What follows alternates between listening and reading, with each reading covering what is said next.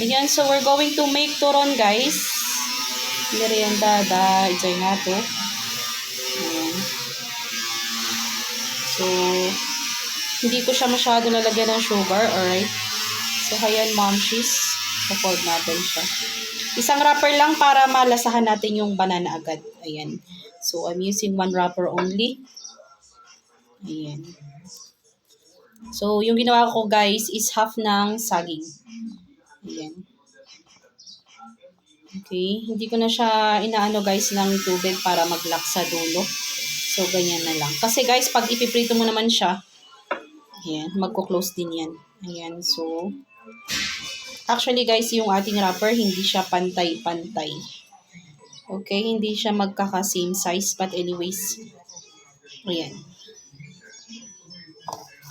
Mostly yung mga tinitinda sa town, guys, is malalaki na turon. But for now, we'll just going to make simple turon. Okay?